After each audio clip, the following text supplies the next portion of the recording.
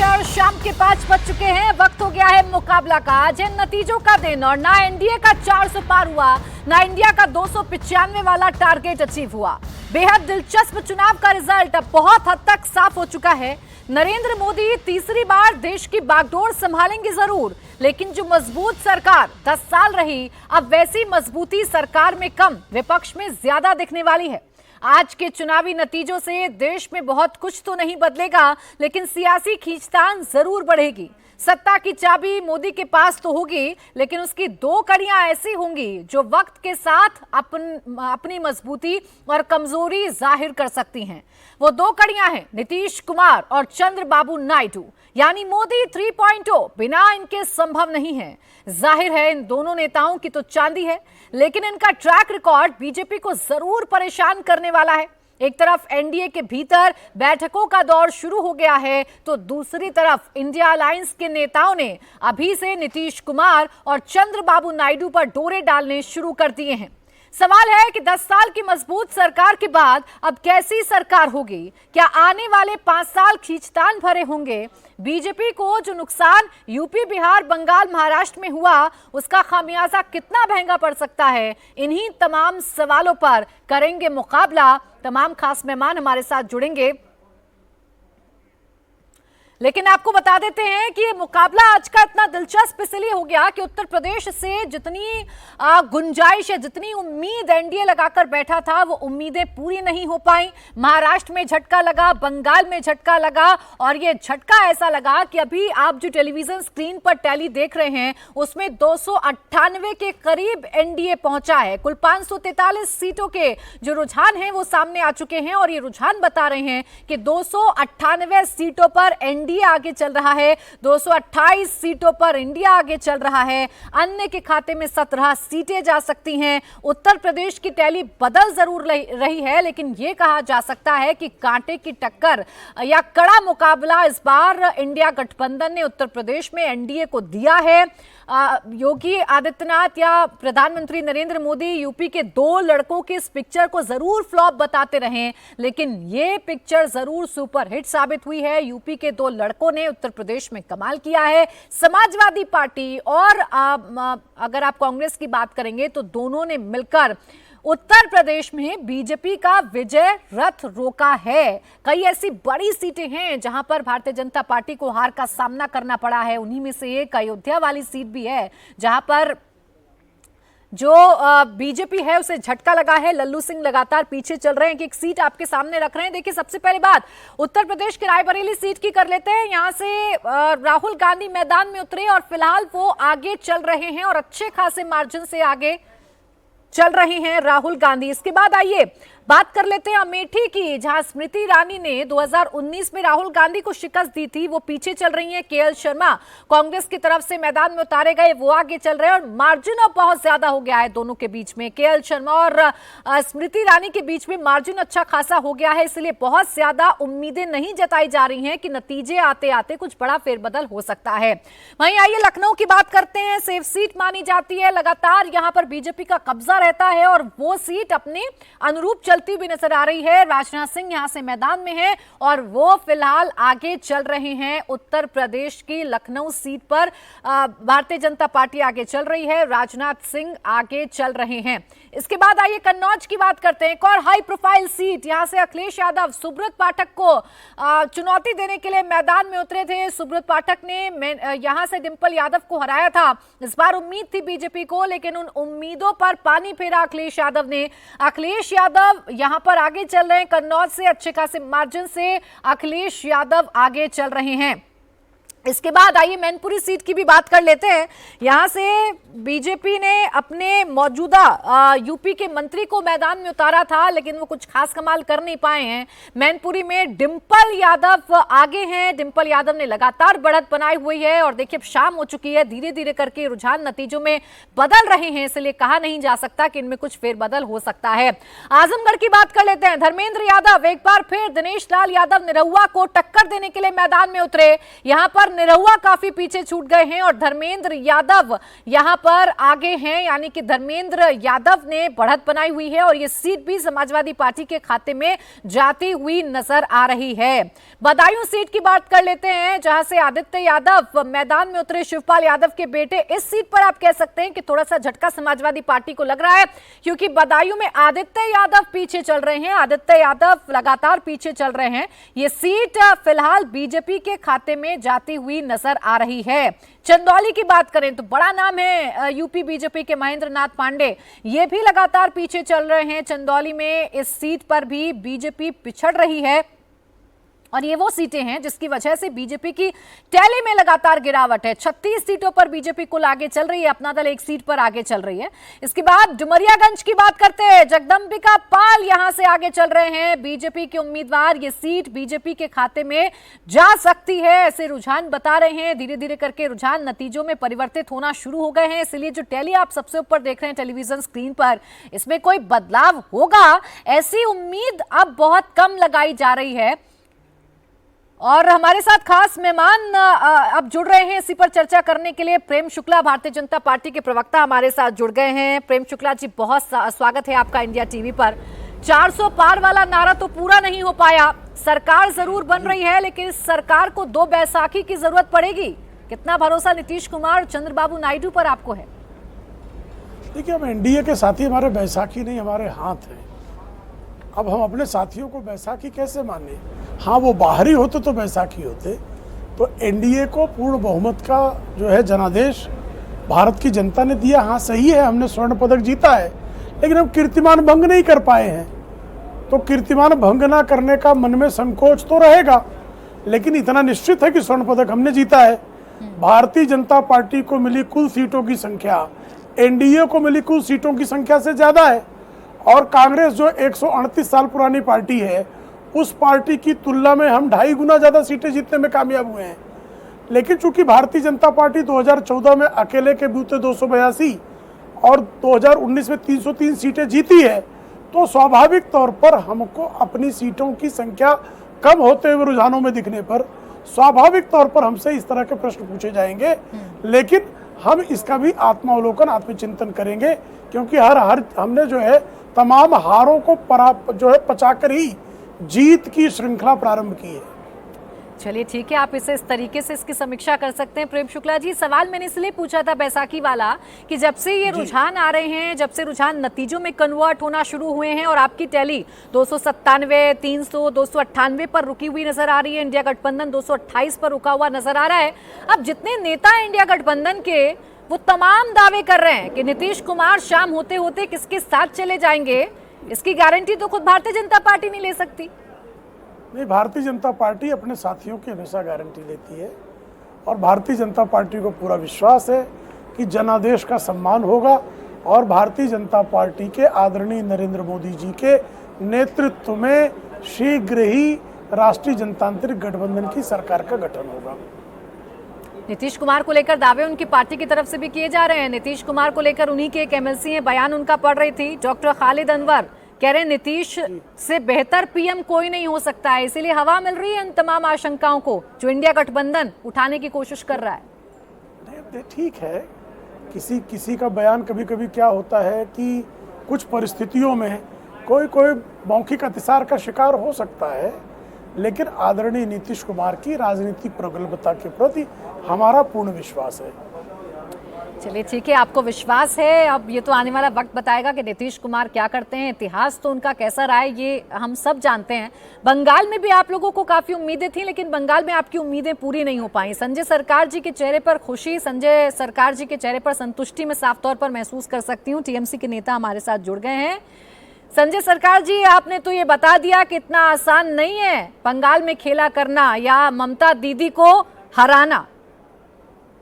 देखिए, सबसे पहले तो बधाई आप लोग को देंगे, आप तमाम मीडिया चैनल को, साथ में प्रेम शुक्ला जी को भी देंगे। जिस तरफ से खेला यहाँ पर हुआ है, हर खेला को हम लोग नाकाम कर दिए हैं। एक्चुअल क्या है ना, हम लोग खेलने जानते हैं, और अपने साथ में जो प्लेयर है उसका नाम ममता बनर्जी। मेसी, अगर मेसी माराडोना है ना, अकेला ही काफी होता है। तो वो खेल जिस तरफ से खेल दिए हैं, तो किशोर कुमार के गाना मेरे आज याद आ जा रहा है किशोर कुमार का गाना था, कैसे कहे हम प्यारों में मुझे काका खेल दिखाए। आज वही गाना हो रहा है नरेंद्र मोदी जी के लिए, कैसे कहे हम दीदी ने मुझको काका खेल दिखाए। ये तो अब प्रेम शुक्ला जी को मालूम पड़ गया है। बंगाल ऐसे एक धरती है जहां पर हवा से बात नहीं होता है। देखिए, तो भी हम बोलेंगे कि हम लोग को जो जितना रिजल्ट होना चाहिए उस हिसाब से और भी 4-5 सीट आना चाहिए था, लेकिन अभी भी लड़ाई चालू है। कहीं पर 200-500 में कहीं कोई आगे बढ़ रहा है, पीछे हो रहा है, पीछे बढ़ रहा है, आगे बढ़ रहा है। इसमें तो मेरे जो एजम्पशन था, आपको पहले बोला, not less than 30, not more than 35। हम आपको पहले बोले थे ये बात, आप लोग को भी आपको चैनल में बताया था। इस बात में हम राजघाट में सौरभ जी को साथ में भी प्रोग्राम किया था, वहां पर भी हम बताए थे। क्या बताए थे? बंगाल में जो खेल खेलने जा रहे हैं मोदी जी, हर काम में नाकाम हो जाएंगे। रह गया है और दोबारा ये जो कोशिश करेंगे, हम विधानसभा का नतीजा बता दे रहे हैं, अभी से 225 से 245 के अंदर रहेंगे। चलिए आप तो विधानसभा तक पहुंच के संजय सरकार जी, अभी जो आने वाला है उसी की भविष्यवाणी कर दीजिए। अब दीदी साथ है इंडिया अलायंस के या नहीं, आप तो बता दीजिए, नतीजे आ गए। देखिए, दीदी इंडिया अलायंस को साथ में बिल्कुल है और बिल्कुल रहेंगे, इसमें कोई दो राय नहीं है। हम लोग चाहते थे बंगाल में कांग्रेस को साथ समझौता करके लड़ाई करेंगे, लेकिन यहाँ लोकल कुछ लीडर के चलते नहीं हो पाए। लेकिन जिसको उसको हाई कमांड जो बात बोलता है वही माना जाता है, यहाँ लोकल को लीडर को बात में कोई माना नहीं जाता। इसके लिए हम लोगों को ये परेशानी है और कुछ बात नहीं है। आप लोकल कहते हैं वही नेता विपक्ष हैं, ये तो आपको जानकारी होगी संजय सरकार जी, और उनको अगर इतना कम आप आंकेंगे तो मैं क्या ही कह सकती हूँ। जवाब दे दीजिए एक छोटा सा, प्रेम शुक्ला जी, फिर बाकी अन्य मेहमान भी हमारे साथ जुड़ गए। गाने के साथ आपका स्वागत कर रहे हैं आज तो संजय सरकार जी।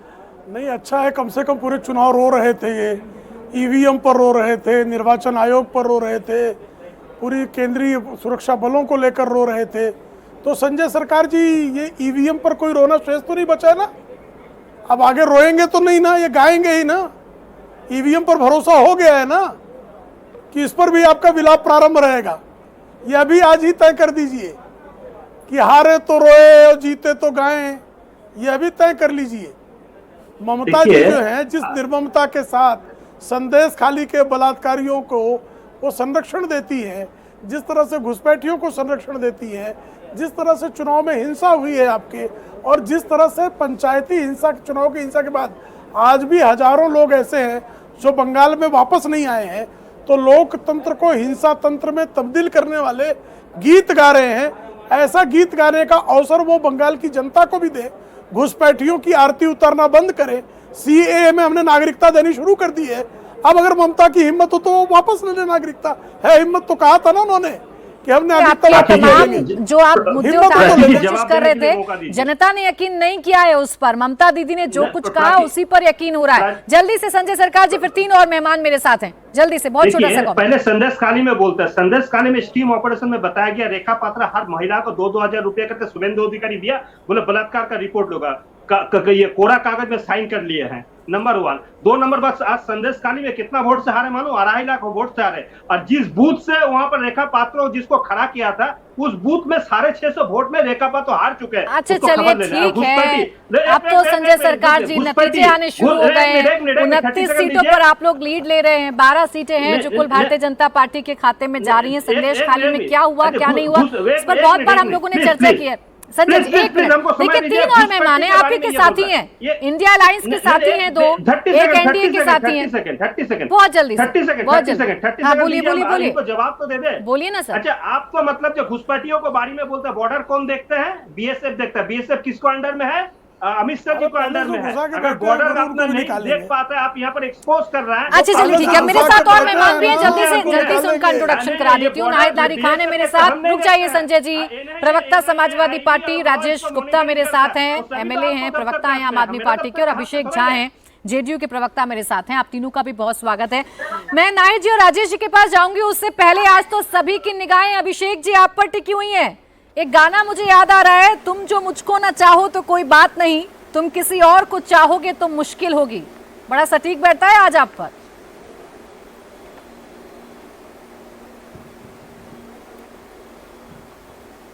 अनम्यूट कर लीजिए प्लीज।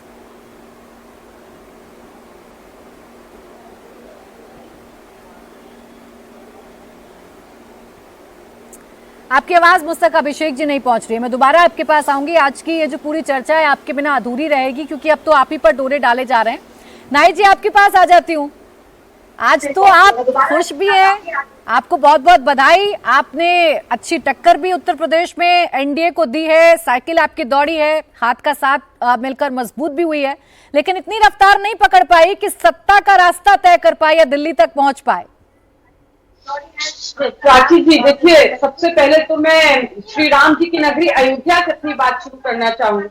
अयोध्या जो सामान्य सीट है, वहां पर आरक्षित सीट से 9 बार के हमारे विधायक अवधेश प्रसाद जी अनेकों बार के मंत्री रहे, सीनियर लीडर है अवधेश प्रसाद जी, समाजवादी पार्टी, इंडिया गठबंधन, माननीय अखिलेश यादव जी और माननीय राहुल गांधी जी को श्री राम जी ने ढेर सारा आशीर्वाद दिया, ढेरों आशीर्वाद दिया, झमाझम आशीर्वाद दिया। और यही आशीर्वाद जो है पूरे यूपी में आपको देखने को मिल रहा है कि श्री राम जी ने पूरे यूपी में, जब राम जी ने अयोध्या से आशीर्वाद दे दिया तो इसीलिए तो पूरे यूपी में श्री राम जी ने समाजवादी पार्टी और इंडिया गठबंधन को अपना आशीर्वाद दिया। वहीं भाजपा अयोध्या से, राम जी की नगरी अयोध्या से मोदी जी और भाजपा का पत्ता पूर्णतः साथ। तो ये आप समझे कि अयोध्या वो कॉन्स्टिट्यूएंसी जहां पर जो बीजेपी के प्रत्याशी उन्होंने संविधान बदलने की बात की थी और उसके बाद मोदी जी गए थे वहां पे और मोदी जी ने जाकर उनकी पीठ थपथपाई थी कि ठीक कहा, हम संविधान बदलना चाहते हैं, ये बात आपने जनता के समक्ष रख दी, ये ठीक कहा आपने, इसीलिए उनको प्रत्याशी भी बदला भी थे। तो इस बात से वहां की जनमानस बहुत आक्रोशित रही और खास तौर करके श्री राम जी ने जगाया जनमानस को, उत्तर प्रदेश की जनमानस को और विशेषकर अयोध्या की जनमानस को कि उठो, ये बाबा साहब के संविधान को बदलना चाहते हैं, उठो और खदेड़ कर बाहर भाजपा को जिसको। तो इसीलिए आप देखिए कि वहां से भाजपा का पूर्ता सफाया हुआ। एक चीज और आपको मैं ध्यान आकर्षित करना चाहती हूँ कि वो आरक्षित सामान्य सीट है, वहां से माननीय अखिलेश यादव जी ने एक दलित समाज के हमारे सीनियर लीडर अवधेश प्रसाद जी को अपना प्रत्याशी बनाया। और इस चुनाव के जो नतीजे सामने आ रहे हैं, इससे स्पष्ट दिख रहा है कि देश के एकमात्र नेता ऐसे माननीय अखिलेश यादव जी, जिनकी विश्वसनीयता इतनी ज्यादा है। चलिए नाई जी, एक बदलाव तो महसूस कर रही हूँ, बस एक कमेंट ऐड कर रही हूँ। इम्पोर्टेंट बातें काटिए मत, बोलिए। अच्छा बोलिए। नहीं मैडम, मैं बिल्कुल नहीं काट रही हूँ, बोलिए। शुक्रिया। जिनका वोट, जिनके अंदर ये ताकत है कि वो पीडीए समाज का समस्त वोट अपने प्रत्याशी या समाजवादी पार्टी के प्रत्याशी या गठबंधन के प्रत्याशी के प्रति पूरा वोट उनके पक्ष में डलवा सकते हैं। ये बात ठीक होगी, ये केवल और केवल ताकत। मैं यही तो कह रही हूँ नाई जी, देखिए जीत का स्वाद ऐसा चखा आपने उत्तर प्रदेश में कि आज सबसे पहले चर्चा आप उस जगह की करना चाह रही हैं जिस जगह पर आपके नेता जाना पसंद नहीं करते, मंदिरों में आए इनविटेशन को ठुकरा देते हैं। आज उसी सीट को लेकर आप प्रेम शुक्ला जी से सवाल पूछ रही हैं, यही है बड़ा बदलाव जीत का। प्राची जी, अभी सब बातें फेल हो गई हैं, ये सब बातें जनमानस ने फेल कर दी और श्री राम जी ने फेल कर दी। मैं तो कह ही नहीं रही मैडम, ये पास हुई है। अब ये सब बातें नहीं चलेंगी, फेल हो गई। आप समझिए, एक सेकंड और, आप मेरी बात काशी प्याज को बोलने। अरे बोलिए ना मैडम, आप ही का दिन है, बोलिए। एक बात और, मैं देखिए जो बात कह रही हूँ अपनी बात को मैं सिर्फ इस तरह से करूंगी कि घोषिए आप देखिए कि हमारे जो समाजवादी पार्टी के प्रत्याशी चाहे उपचुनाव में रहे हो चाहे लोकसभा चुनाव में, दोनों चुनाव में प्रत्याशी आपको कास्ट थे, लेकिन समस्त पिछड़े समाज का वोट, पीडीए समाज का वोट माननीय अखिलेश यादव जी ने एक अच्छा जवाब देंगे। मुरादाबाद देखिए चर्चा में रहा, मुरादाबाद। अच्छा ठीक है नाई जी, मैं बिल्कुल समझ रही हूँ, आज आपके पास कहने के लिए बहुत कुछ है, उत्तर प्रदेश में शानदार प्रदर्शन आपने किया है, लेकिन मुझे प्रेम शुक्ला जी से जवाब लेने दीजिए इस बात पर। प्रेम शुक्ला जी, नाई जी का कॉन्फिडेंस इसलिए हाई है कि ना सिर्फ साइकिल पूरे उत्तर प्रदेश में दौड़ी है बल्कि उस सीट पर भी दौड़ी है जिसको लेकर आप लोग सर्टिफिकेट बांटते थे, कॉपीराइट इश्यू का मसला आ जाता था, प्रभु श्री राम की नगरी में भी आप लोगों को हार का सामना करना पड़ रहा है। देखिए, मुझे तो बहुत अच्छा लग रहा है कि जो वोट जिहाद करने वाले, बाबरी रटने वाले आज राम राम रट रहे हैं। नाहिद जी, आपकी घर वापसी का मैं स्वागत करता हूँ, आपकी घर वापसी का मैं स्वागत करता हूँ।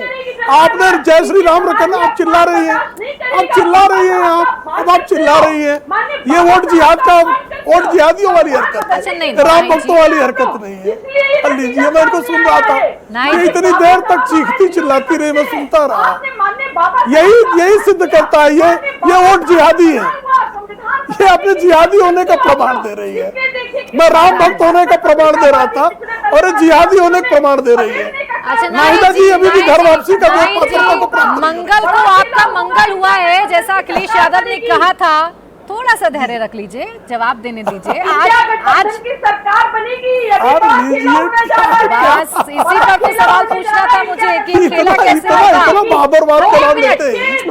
ये बाबरी वाले देखिए, इतना आज काहे का दिन- चीखने लगे भाई? आज का दिन आपके लिए खुशखबरी वाला दिन है नाहिद बाबरी वाले जी। काहे नाहिद जी इतना थोड़ा सा बाबा शांति है? रखिए, आवाज कम कराऊं फिर आपकी आवाज कम कराऊं, अच्छा नहीं लगेगा, बिल्कुल अच्छा नहीं लगेगा। आज आपका बोलने का दिन है, आप बोलिए, लेकिन मेरे बाकी प्रवक्ताओं को बोलने दीजिए।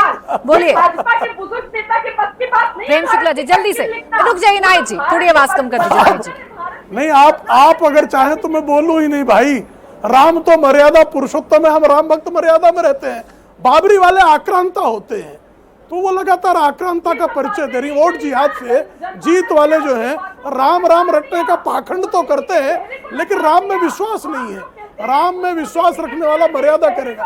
देखिए फिर चिल्लाने लगी है, फिर देखिए ये बहन जी चिल्लाने लगी। अरे माता जी शांत हो जाए, ओम नाहिद शांति, जी। ओम शांति, ओम शांति। अरे शांत हो जाइए, बाबर की खातिर शांत हो जाइए। अरे शांत हो जाइए, अरे शांत अच्छा हो चलिए जाइए। ठीक है, मैं राजेश गुप्ता जी के पास जा रही हूँ। आपस में ऐसे ही उलझे रहेंगे। नाहिद जी आपने तय कर लिया मैं तो है। कहा मैं कहाँ उलझ रहा हूँ प्राची जी? मैं एक सेकंड, प्रेम शुक्ला जी, मैं उलझ ही कह रहा हूँ प्राची बिल्कुल जी। प्रेम शुक्ला जी, इसीलिए मैं नाहिद जी को भी शांत कर रही हूँ।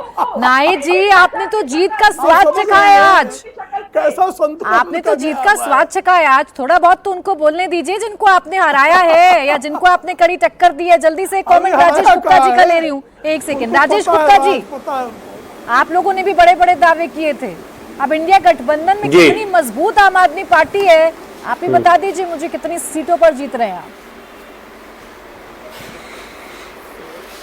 देखिए प्राची जी, जब आप बात इंडिया गठबंधन की कर रहे हो तो आप देख रहे हैं कि इंडिया गठबंधन ने जो कहा था वो करके दिखा दिया। और इतने सारे संसाधनों का दुरुपयोग करने के बावजूद electoral bond, income tax, ED, CBI सब लगाने के बावजूद आप देखो कि देश के लोग कितने अच्छे हैं। उन्होंने संविधान को कितना मान सम्मान दिया कि उस घमंड को क्या मुंह दिखाया। आप देखिए, मेरा तो ये मानना है, मेरी पार्टी का ये मानना है कि मोदी जी को इसके अंदर त्यागपत्र दे देना चाहिए। कम से कम एक नैतिक जिम्मेवारी बनती है कि 400 पार का आप नारा ले रहे थे और आपकी अपनी 250 सीटें भी नहीं है, 240 सीट के आसपास चल रहे हैं, वोट शेयर कम हो रहा है और आपको एक नैतिकता लेते हुए इस्तीफा देना चाहिए। यह ऐसा मेरी पार्टी का मानना है, मेरा मानना है। और जो हालात, मैं तो देश के लोगों को जितना इसमें धन्यवाद दूं, मैं कोई इसमें शोर नहीं मचाना चाहता कि जीत भी जनता की होती है। जो जनता जिसे वोट दे वो ठीक रहता है, जनता को जो ठीक लगता है। लेकिन मेरा ऐसा मानना है कि अहंकार की हार हुई, तानाशाही की हार हुई, गुंडागर्दी की हार हुई।